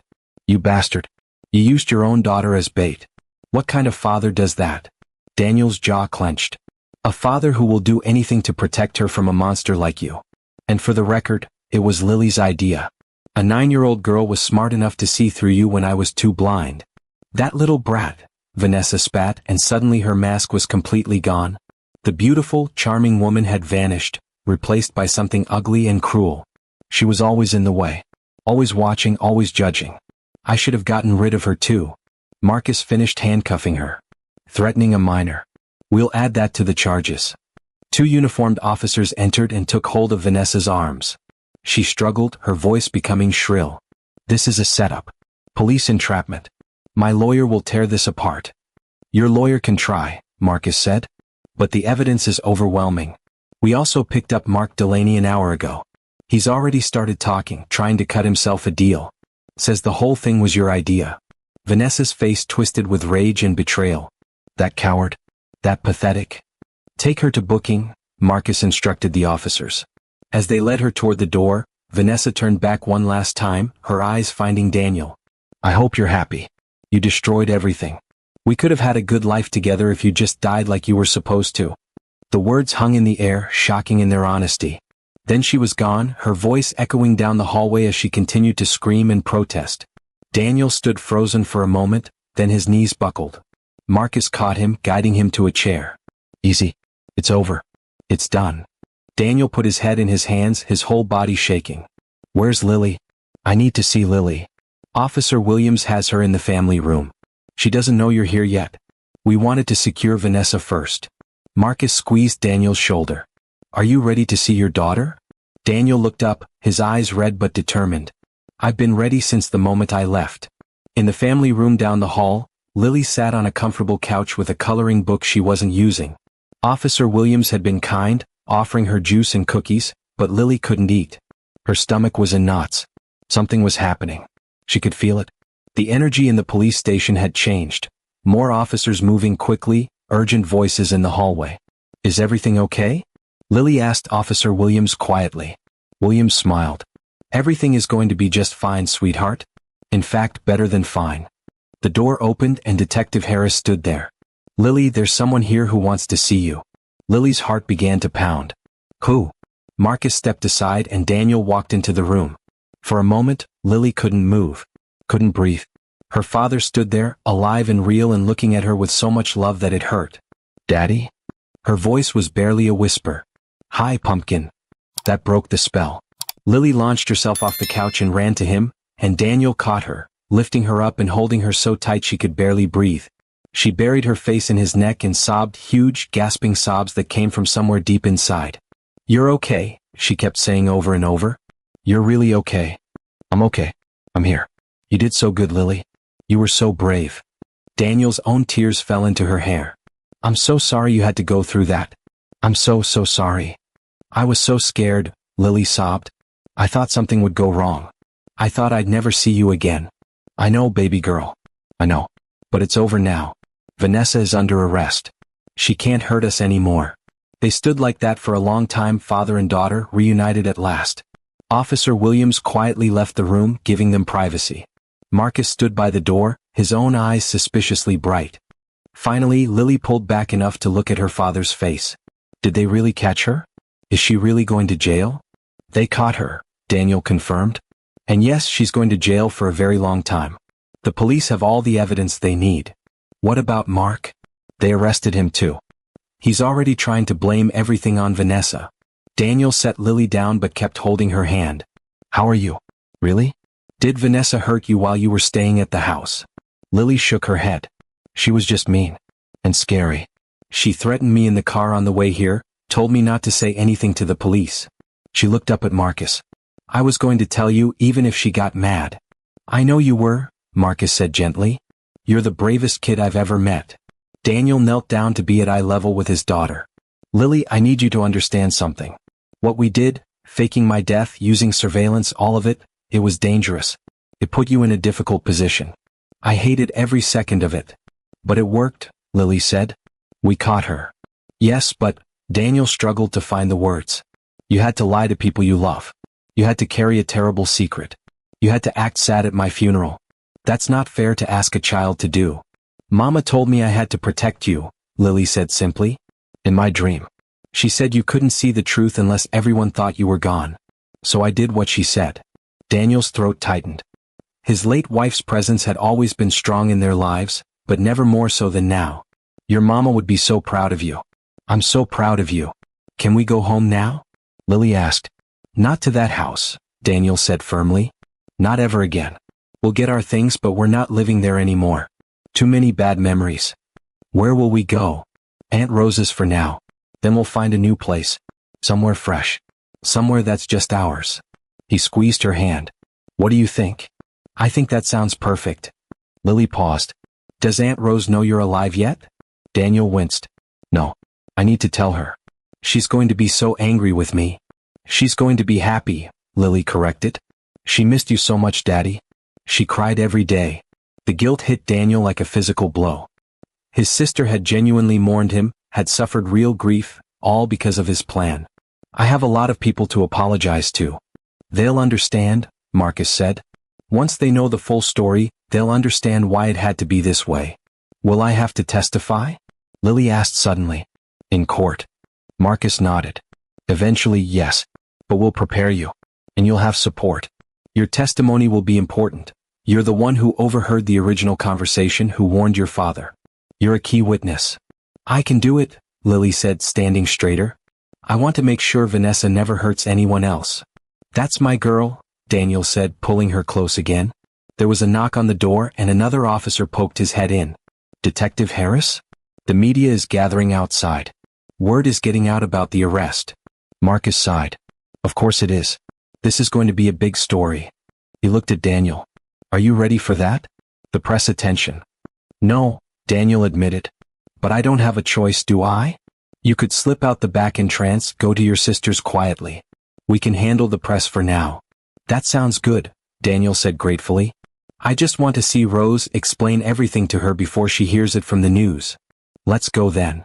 Marcus led them through back corridors of the police station, away from the growing crowd of reporters at the front entrance. They exited through a secure door where an unmarked police car was waiting.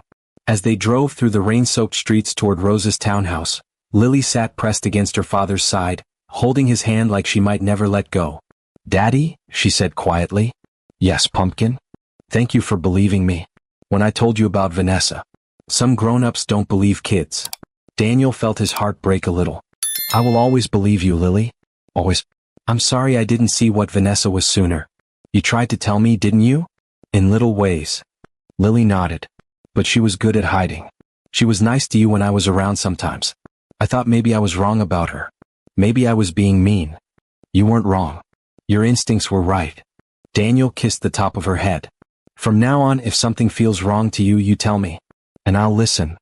They pulled up outside Rose's townhouse. The lights were on inside, and through the window they could see Rose moving around in the Kit Williams. "She's going to faint," Lily predicted. "Probably," Daniel agreed, his stomach twisting with nervousness. "Want to come in with me or wait in the car?" "I'm coming with you," Lily said firmly. "You'll need backup when Aunt Rose starts yelling." Marcus chuckled from the driver's seat. "I'll wait here. This is a family moment." Daniel and Lily got out of the car and walked hand in hand up to the front door. Daniel raised his hand to knock, then paused. "Here goes nothing," he muttered and rang the doorbell. They heard footsteps approaching. The door opened. Rose stood there in jeans and an old sweatshirt, her hair pulled back in a messy bun. She looked at Lily first, confused. "Lily? What are you doing here?" "I thought Vanessa." Then her eyes traveled up to Daniel. The color drained from her face. Her hand flew to her mouth. For a long moment she just stared, her eyes wide with shock. "Hi, Rosie," Daniel said softly. Rose made a sound, half gasp, half sob, and then her eyes rolled back and she started to collapse. Daniel lunged forward and caught her, guiding her gently to the floor of the entryway. "Aunt Rose." Lily cried, dropping to her knees beside them. "She's okay, she just fainted," Daniel said, patting Rose's cheek gently. "Rose? Rosie, wake up. Come on." Rose's eyes fluttered open. She looked up at Daniel's face hovering over hers and immediately started crying. "You're dead," she sobbed. "I buried you. I spoke at your funeral. You're dead." "I'm not dead," Daniel said gently, helping her sit up. "I'm alive. I'm right here." "But how?"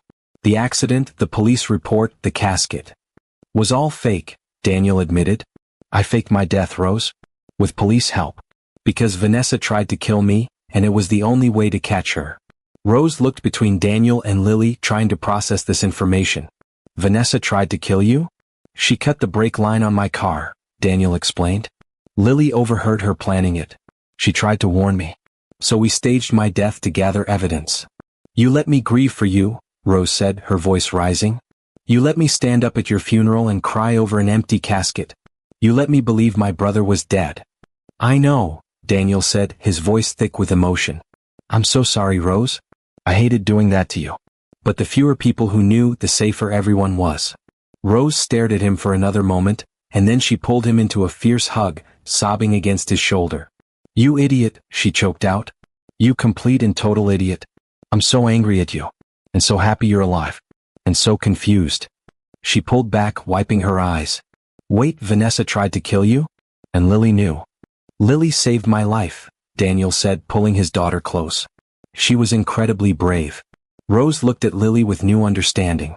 "That's why you were so withdrawn. Why you didn't want to stay with Vanessa. You knew what she'd done." Lily nodded.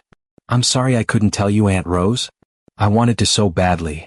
Rose pulled Lily into the hug as well, the three of them sitting on the entryway floor in a tangle of relief and tears. "Where's Vanessa now?" Rose finally asked. "Under arrest," Daniel said. "She and her accomplice. They'll both be going to prison for a long time." "Good," Rose said fiercely. "That woman. I never trusted her completely. Something always felt off." "Good," Rose said fiercely. "That woman. I never trusted her completely. Something always felt off." She pulled back, looking at Daniel seriously. "But you're going to have a lot of explaining to do. To everyone. Your friends, your coworkers, the whole town. This is going to be huge news." "I know," Daniel said tiredly. "Detective Harris warned me. But I don't care what people think. I just care that Lily is safe and Vanessa can't hurt anyone else." Rose stood up, helping Daniel and Lily to their feet. "Come inside. You both look exhausted. I'll make tea and you can tell me everything." They moved to the living room, and for the next hour, Daniel explained the entire story, From Lily's nightmare to the overheard phone conversation, from the cut break line to the staged accident, from the surveillance footage to Vanessa's arrest that morning. Rose listened in growing horror and amazement, occasionally interrupting with questions or exclamations of disbelief. "That evil woman stood in my house," Rose said at one point, her voice shaking with anger. "She cried fake tears about losing you. She hugged Lily. And the whole time she was celebrating your death." "She's a sociopath," Daniel said. "Detective Harris said people like her are master manipulators. They can fool anyone." "Not Lily," Rose pointed out, looking at her niece with respect. "Lily saw through her from the beginning." "Mama helped me," Lily said quietly. "I know it sounds strange, but I really did have a dream about her. She told me Daddy was in danger. She told me to be strong." Rose's eyes filled with fresh tears. "Your mama is still watching over you both. I've always believed that." As afternoon turned to evening, the reality of the situation began to sink in for all of them. Daniel's phone, which Marcus had returned to him, started buzzing constantly with calls and texts as news of Vanessa's arrest, and his resurrection, spread through Riverside. Friends who'd mourned him were calling, confused and shocked. His boss left 3 increasingly frantic voicemails. Neighbors were texting Rose, asking if the news reports were true. "You need to make some kind of statement," Rose said. "People deserve an explanation." Daniel nodded wearily. "Marcus said the police would handle most of the press, but I should probably say something." He looked down at Lily, who had fallen asleep against his side, exhausted from the emotional roller coaster of the day. "Tomorrow though. Today is for family." That evening Marcus called with an update. "Mark Delaney is cooperating fully. He's confessing to everything, the affair, the planning, his role in the attempted murder. He's trying to minimize his involvement, of course, claiming Vanessa was the mastermind." "Was she?" Daniel asked. "According to the evidence, yes. The whole scheme was her idea from the beginning. She seduced Mark specifically because she needed help executing the plan. She researched how to cut brake lines. She calculated your insurance payout down to the penny." Marcus paused. "She's a dangerous woman, Daniel. Without Lily's warning you'd be dead right now." Daniel looked at his sleeping daughter. "I know. I owe her everything." Both Vanessa and Mark will be formally charged on Monday. The DA is pursuing maximum sentences: attempted murder, conspiracy, fraud. They'll be going away for decades. "What about Lily? When will she need to testify?" "Not for several months. The trial won't happen until next year at the earliest. But when it does, her testimony will be crucial." Marcus's voice softened. "She's going to need support, Daniel. Maybe therapy. What she went through, the fear, the secrets, the deception, that's traumatic for a child." "I'll get her whatever help she needs," Daniel promised. After he hung up, Rose made dinner, comfort food, pasta and garlic bread, and they ate together at her Kit Williams table like a real family. Lily woke up hungry and demolished 2 helpings, her appetite finally returning now that the nightmare was over. "Can we stay here tonight, Aunt Rose?" Lily asked. "I don't want to go back to that house." "Of course you can stay," Rose said immediately. "You can stay as long as you need. Both of you." That night, Lily slept in the guest room, and for the first time in weeks she slept deeply and peacefully, knowing her father was safe in the room next door. The scandal of Vanessa Cole's arrest and Daniel's resurrection had dominated local news for weeks. The story had everything: deception, attempted murder, a brave little girl, a dramatic return from the dead. National news had picked it up. True crime podcasters were analyzing every detail. Daniel had given one carefully prepared statement, explaining that he'd faked his death with police cooperation to catch his wife's murder plot, and that he was grateful to law enforcement and especially to his daughter for their bravery. Then he'd stopped talking to the press. Some people understood. Others were critical, saying he'd been cruel to fake his death and traumatize his loved ones. But Daniel didn't care about public opinion. He cared about rebuilding his life with Lily. They'd moved into a small house in the countryside, about 30 miles from Riverside. It was a fresh start, a cozy 2-bedroom cottage with a big backyard and a tire swing. No memories of Vanessa. No ghosts. Rose visited often, and slowly the 3 of them were healing together. Lily had started seeing a therapist, Dr. Sarah Mitchell, who specialized in childhood trauma. At first, Lily had been reluctant to talk, but Dr. Mitchell was patient and kind, and gradually Lily began opening up about the fears she'd carried, the weight of the secrets, the confusion of lying to people she loved. "You did something incredibly brave," Dr. Mitchell told her during one session. "But you also shouldn't have had to. Adults should protect children, not the other way around. But Daddy needed me, Lily protested. Yes, and you were amazing. But it's okay to admit it was hard. It's okay to feel scared or angry or confused about what happened. Slowly, Lily began to understand that she could be both brave and hurt. That saving her father didn't mean she had to pretend everything was fine. Daniel attended his own therapy sessions, working through the betrayal, the anger, and the guilt he felt about putting Lily in danger. His therapist helped him understand that while the situation had been impossible, he'd done the best he could to protect his daughter while also seeking justice. You trusted your child when she told you something was wrong, his therapist said. Many parents don't do that. You listened to her, believed her, and took action. That's what good fathers do. The legal proceedings moved forward. Vanessa refused to take a plea deal, insisting she was innocent despite overwhelming evidence. Mark, on the other hand, had pled guilty to conspiracy and received a reduced sentence in exchange for his testimony against Vanessa. The trial was scheduled for the following spring. On a crisp autumn afternoon, Daniel and Lily stood together in Riverside Cemetery. They'd come to visit the grave of Lily's mother, the real grave where real remains rested. Daniel placed fresh flowers on the headstone. "Hi, sweetheart," he said softly, addressing his late wife. "Sorry it's been a while. Things have been complicated." Lily knelt beside the grave, her hand touching the cool marble. "Hi, Mama. I did what you told me. I protected Daddy. And we're okay now. We're safe." They stood in comfortable silence for a few minutes, listening to the wind rustle through the trees and the distant sound of birds calling. "Do you think she really did visit you in your dreams?" Daniel asked quietly. "Or do you think it was your subconscious mind trying to warn you?" Lily considered this. "Does it matter? Either way, something helped me see the truth. Something made me brave enough to act." Daniel smiled. "You're wise beyond your years, you know that?" "I had to grow up fast," Lily said, a touch of sadness in her voice. "Too fast," Daniel agreed. "But you're still a kid, Lily. You're allowed to be a kid. To play and have fun and not carry the weight of the world." "I know. Dr. Mitchell tells me that too." Lily looked up at him. "I'm trying, Daddy. It's just hard sometimes." "I know, baby girl. It's hard for me too." He took her hand. "But we'll get through it together. That's what families do." As they walked back to the car, Lily asked, "When the trial happens and I have to testify, will you be there?" "Every single day," Daniel promised. "I'll be right there in the courtroom. You'll never be alone." "Good. Because I'm going to tell the truth about everything. I'm going to make sure everyone knows what Vanessa really is." "I have no doubt you will," Daniel said, pride evident in his voice. The trial of Vanessa Cole had lasted 3 weeks. The prosecution had presented overwhelming evidence. The surveillance footage, phone records, financial documents, Mark Delaney's testimony, and Lily's powerful account of what she'd witnessed and heard.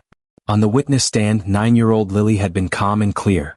She described hearing Vanessa's phone conversation, the fear she'd felt, and the decision to ask her father to fake his death. The jury had watched her with rapt attention, many of them visibly moved by her testimony. Vanessa's defense attorney had tried to paint Daniel as a manipulative father who'd used his daughter as a pawn, but it hadn't worked. The evidence was too strong and Lily's sincerity too genuine. When the verdict came back, guilty on all counts, Daniel had closed his eyes and felt a weight lift from his shoulders. Justice had been served. Vanessa was sentenced to 25 years in prison with no possibility of parole for 15 years. Mark Delaney was already serving his 8-year sentence. Outside the courthouse, reporters had swarmed, shouting questions. Daniel had made one brief statement. "Justice has been served today not just for me but for every victim of manipulation and attempted murder. My daughter showed extraordinary courage throughout this ordeal, and I'm proud to be her father. We're looking forward to moving on with our lives in peace." Lily, standing beside him, had added simply, "Bad people should go to jail. Now they have." I hope you enjoyed watching it as much as I enjoyed creating it. Like, share, and comment on the lessons you've learned. Let me know where you're watching from in the comments below. See you in my next video.